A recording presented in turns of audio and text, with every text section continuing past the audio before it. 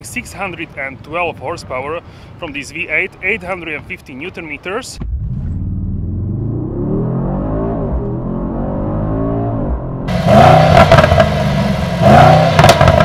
European muscle car for sure. Hello guys, Ivan here and welcome to new video. So today we are here with a very special car and it is the new GLE 63S.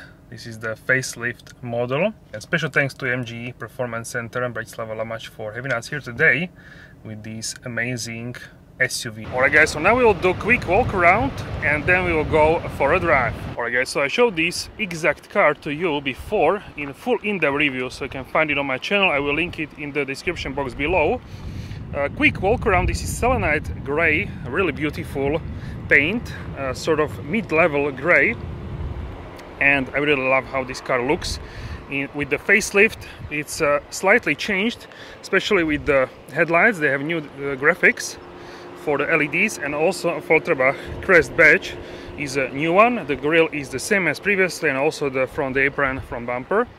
This is the top dog, the 63S. There is no more 63, only the S version. And then we have the 53 and now also 53 plug-in hybrid, 53 hybrid. So this is really beautifully looking in this sort of mid gray color. And check out here from the side, AMG cross-spoke forged wheels in matte black, and we have carbon ceramics with bronze calipers. Check it out, and these like a mirror finish. Absolutely stunning. These are Michelin Pilot Sport 4S, and in terms of the size, here we have the 285/40/22 V8 bi-turbo 4MATIC Plus. Also, the door sills are illuminated now with the facelift, and you can see also bronze calipers in the back. And in the back we have 325/35/22 inch. So this is characteristic C-pillar for the GLE SUV. Let me know how do you like this. And this is coming from the ML originally. Also new graphics for the tail lamps, and this one is like debadged model, so we don't have AMG here, and we also don't have the GLE 63S on the right side. So let me know how do you like this. This is more like incognito, but of course this comes with the badges from the factory. You can debadge it yourself, or of course from the factory. Then we have also the chrome exhaust tips. These are squared for the 63, rounded for the 53, and AMG engraved there as well. So really beautiful. I really like this model. It's fantastic daily driver. It's comfortable, more comfortable than BMW X5M. I didn't drive those models, but I have friends who told me that this is more comfortable than the X5 or X6M, which are more performance focused in the corners, for example, than the GLE, but this one is better as an all-around package. So if you want all-around package, this one is a more suitable choice. Also, you can see the coolings on the right side. This is different. With the 53 we don't have this, and also the width of the front apron is larger on the 63. Only AMG specialists can distinguish this model, we can say. But if you look closer, you can see that this is a proper V8 model. The 53 has a 6-cylinder and different design after the facelift as well. So yeah, this is the walk around. We can check out what is under the hood. I will shut down the engine. So let's open the hood.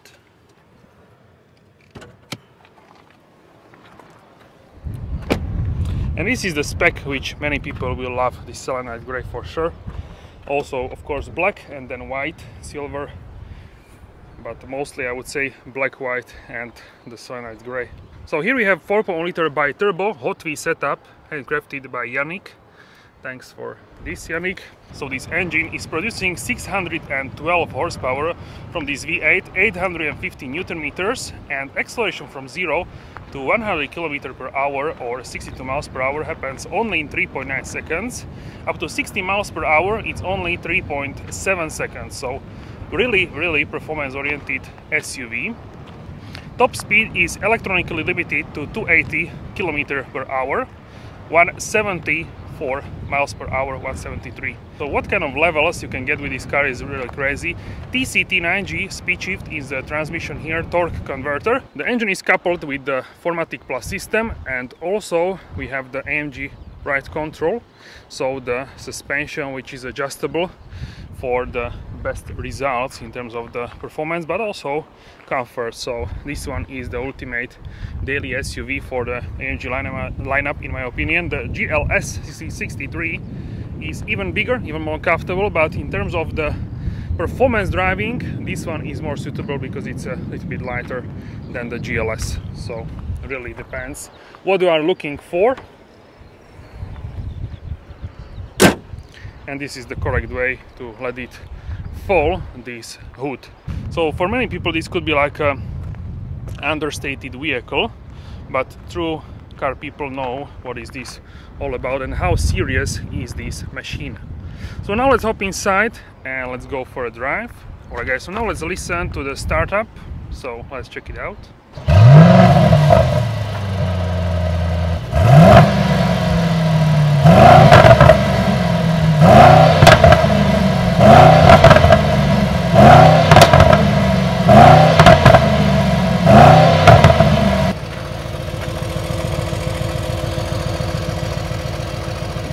Proper V8 sound, really great, I love it.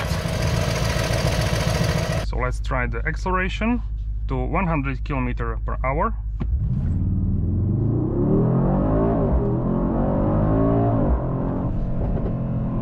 Wow! Did you hear the crackles?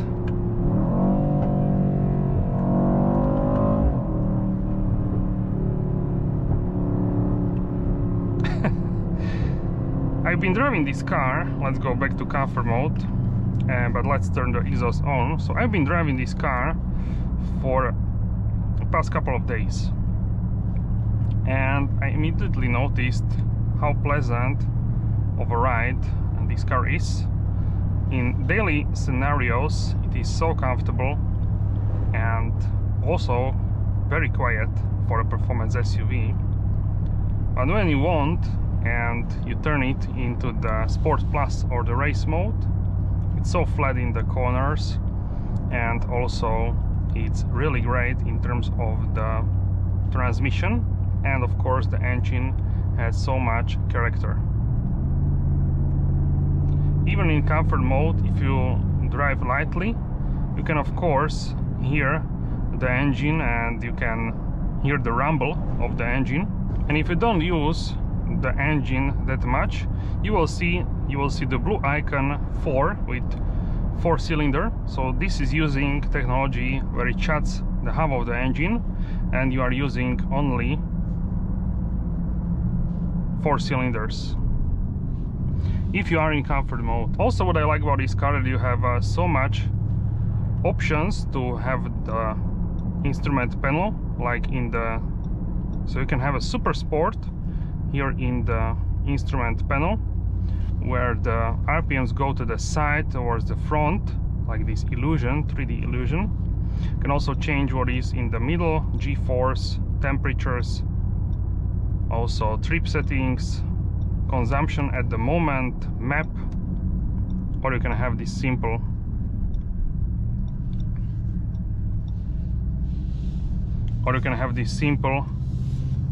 dial with the speed.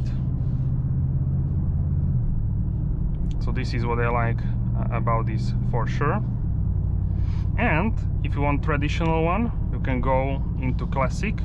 Now you have 2 instrument clusters. This is what I like to guess the RPMs. For me, I'm used to this more, so easier to judge for me, but you have also the heads-up display which you can use for that. Also in the middle we have 3 temperatures, so it's always monitoring temperature of the transmission oil, then engine oil, and also the coolant. So if it's cold, the temperatures will be in blue.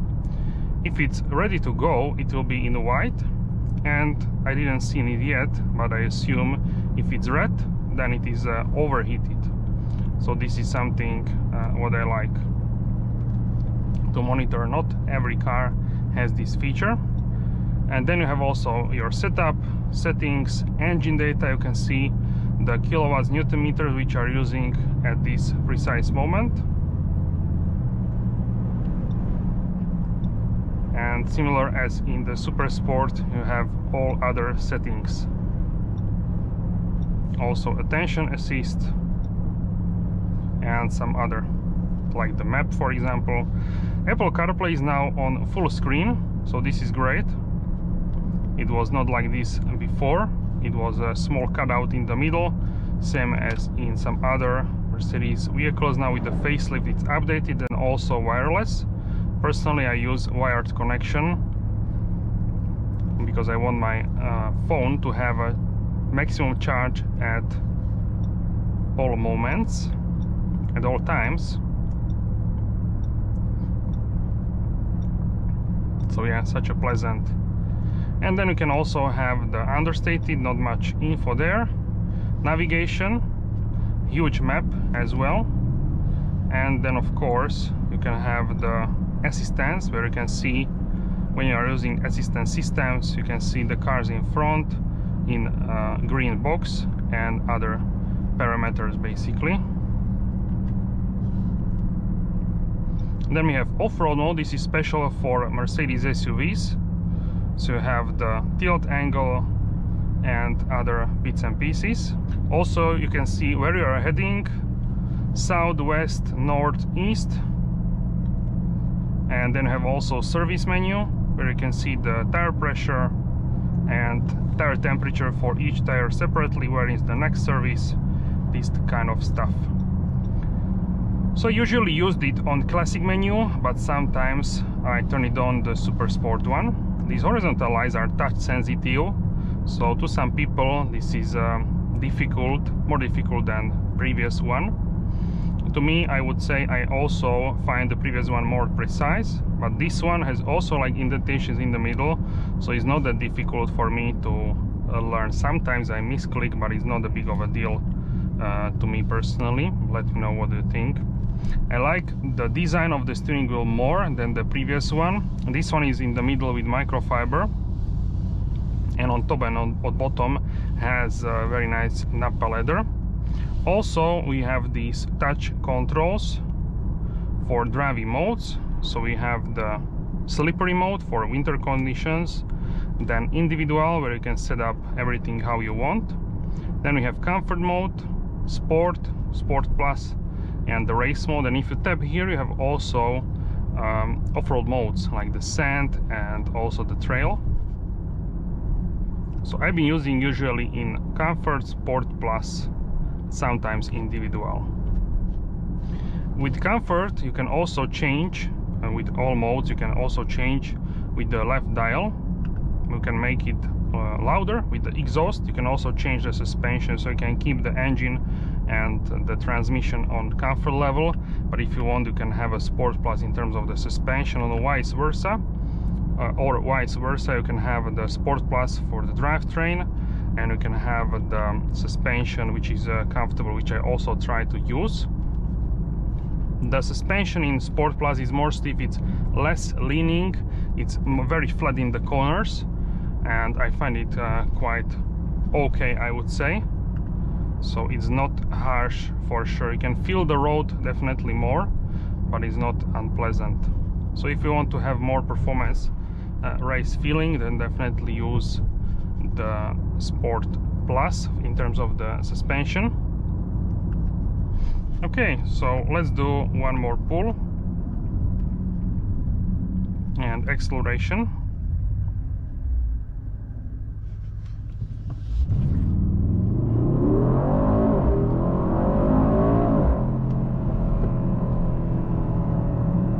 Really fast, from 0 to 100 km/h in 3.9 seconds, and up to 60 mph 3.7 seconds quoted.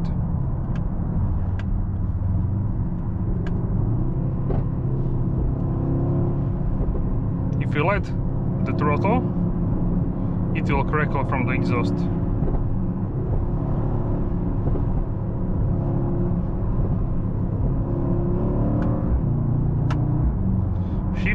are also very instant. Of course, not as multi-clutch MCT, but pretty fast. For comfort, this is even better than the MCT. The TCT is better than MCT in terms of the comfort driving. So I think for the SUVs, this is the right choice. For GT 4-door or GT 63 2-door coupe or SL63, you have the MCT multi-clutch, which is more brutal, let's say. This one is leaning on the comfort side, but still really precise on that level.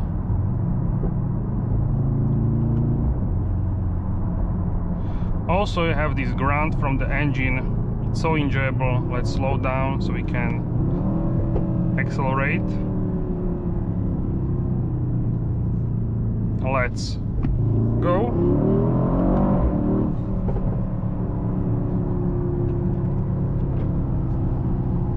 Can open the sunroof so we can hear better.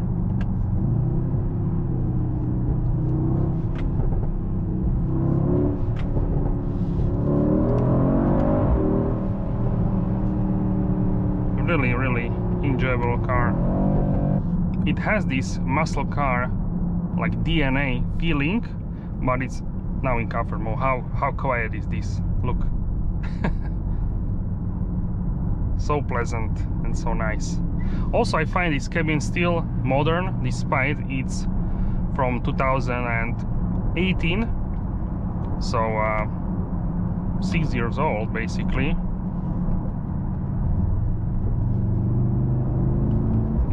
And I also like the layout with the two screens next to each other.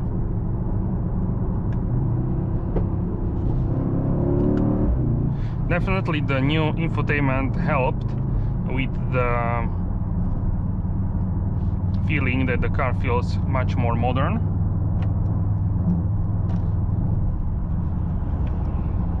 And also the new steering wheel for sure. Same as in other facelift models such as the compact cars A-Class, CLA, GLA, GLB. We had similar style with the interior, so the new steering wheel and infotainment system, and some new trim colors and upholstery colors as well.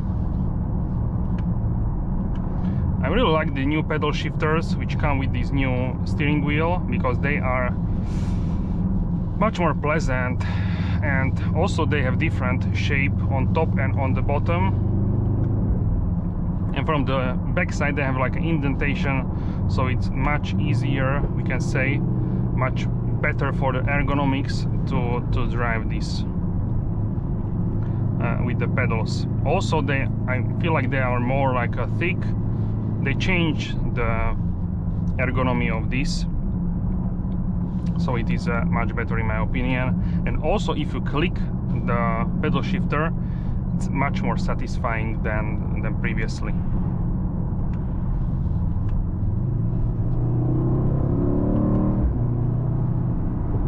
So now we are in Sport Plus. We can go to comfort mode for the suspension, and this is how I would drive most of the time.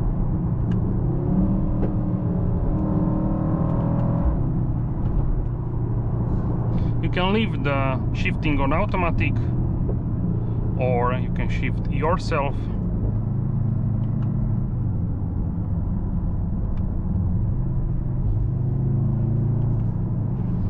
Now in the village, so we can go back to comfort mode, but we can turn on the exhaust.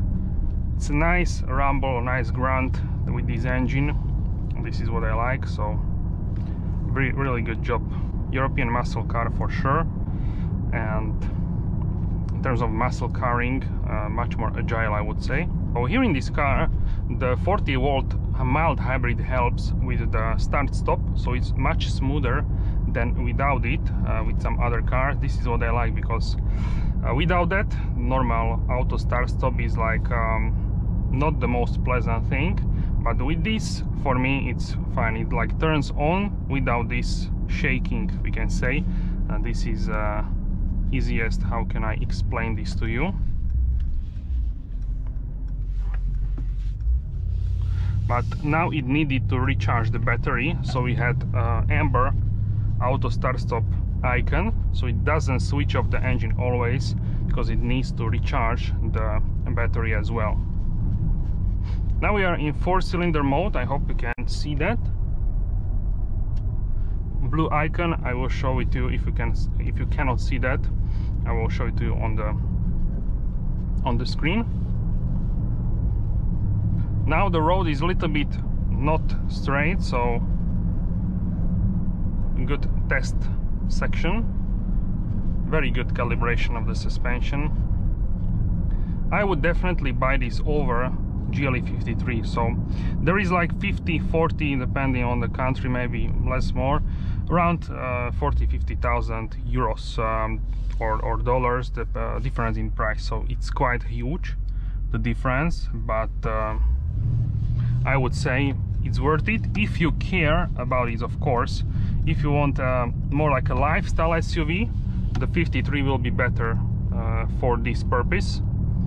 So yes, definitely the 53 is better deal, we can say, because you are still getting the AMG suspension. Of course, the engine is a 6-cylinder. It's enhanced by AMG, not handcrafted, but the 63 is a real deal if you are a petrol head and you have a budget like that. If you can, for sure test drive both of these engines.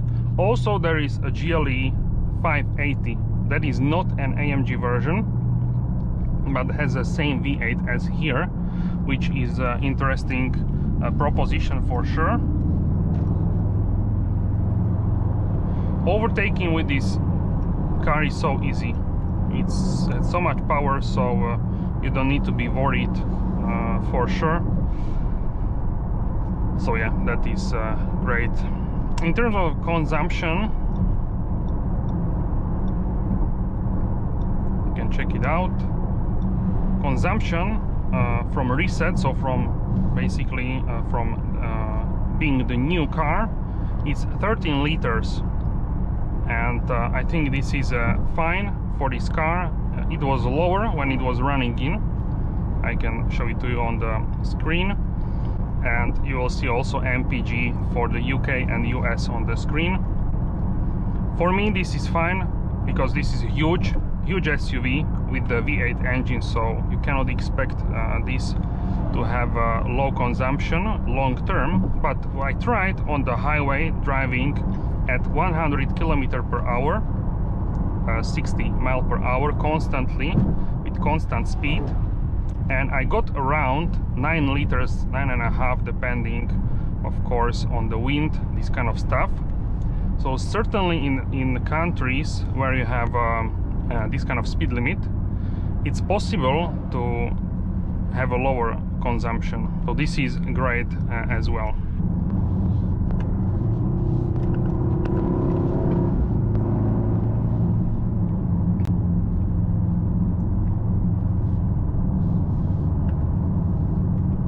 Look how flat this is in the corners.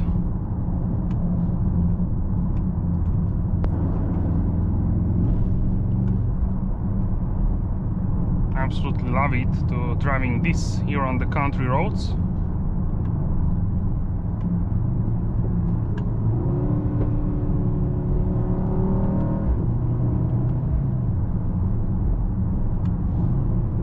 Alright guys, so that's it for this video. Let me know how you like the new GLE 63S facelift in the comment section down below, and if you would pick this over the 53, definitely let me know in the comments. Thank you very much for your support, and I will see you soon in the next video. Have a wonderful day.